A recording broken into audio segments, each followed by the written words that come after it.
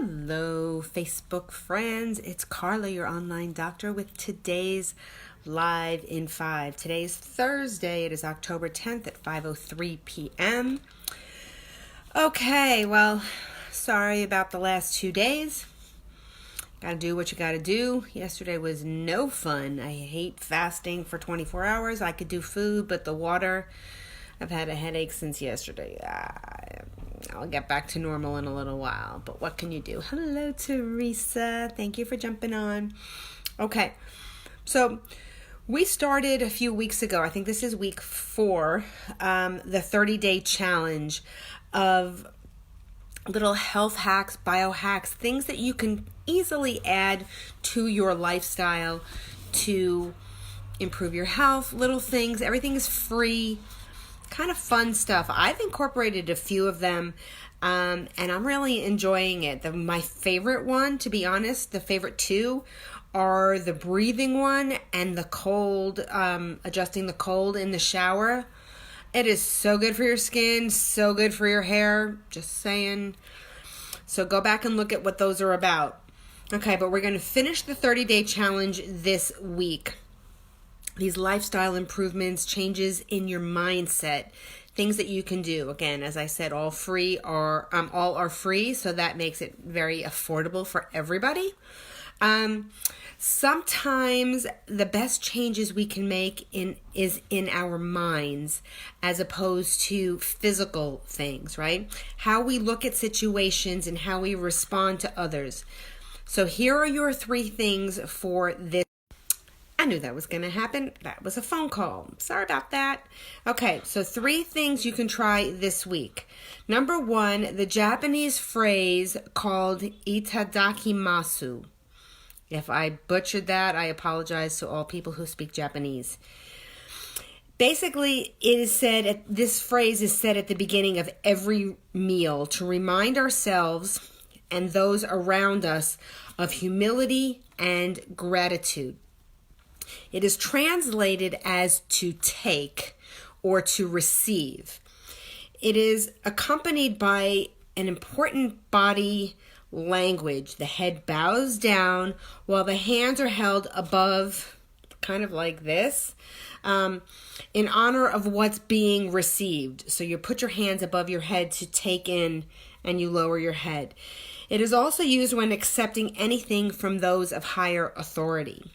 Again, we know the Japanese are very into respect for people of authority above them, etc. So this is just another sign of that.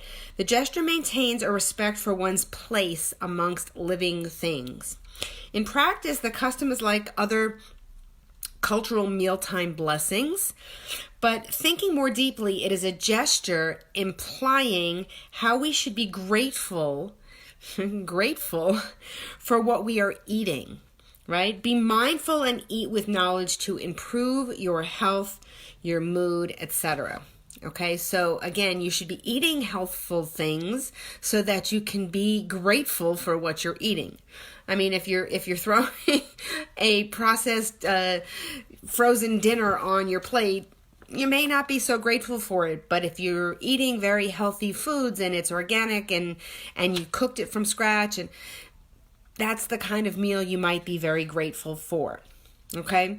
So that's something to consider doing. You may not have to say I'm going to mess it up. Itadakimasu, but you can say basically like saying grace. Thank you for the food that I have been given. Thank you for allowing me to have this healthful meal. Number 2 is kuzu root. Okay, as an example of ways to improve what you eat, the Japanese use kuzu root. Other cultures use other roots, including turmeric and ginger, which have many benefits. But kuzu root dates back more than 2,000 years in Eastern healing. It has key nutrients and is believed to aid in digestion, balance, glucose metabolism, and overall chronic inflammation. Okay, so it's very beneficial in the Japanese culture. Kuzu is ground into a starch and is used to thicken broths and sauces. It is easily found in U.S. stores. Yes, I've seen it. Stores like Whole Foods carry it. Obviously, you can always find it on Amazon. It is a simple addition to add unique flavor to your foods while actually substituting for other non-beneficial starches. Just something to consider. And lastly for this week, green tea. In Japan, teas of all types are everywhere. The average person consumes 4 to 5 cups of tea, especially green tea, per day.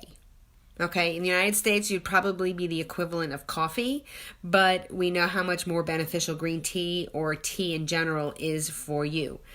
Japan is home to some of the world's healthiest people, particularly those over the age of 100.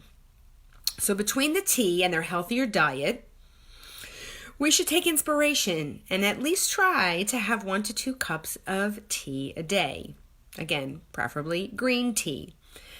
Remember, there's no need to add milk, creamer, sugar, all of that. It actually really takes away from the health benefits that the tea is providing.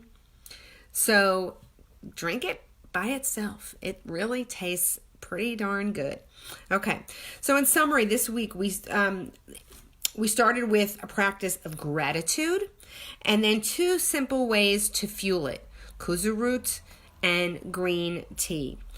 Overall, my hope is that you've enjoyed this month of challenges. Again, it's been every Thursday for the last 4 weeks, and you've incorporated at least 2 to 3 of them, 2 of the 3 of the practices into your daily routine. So for me, like I said, I did the breathing one, I've done the cold water one, and I am definitely a green tea person, specifically matcha. I really like matcha tea. So that's what I've added to my lifestyle this month.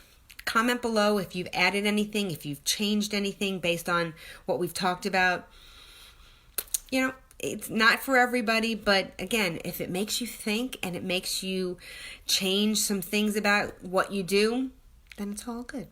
So on that note, I hope you guys are having an awesome day, and I will be back again tomorrow for another Live in 5.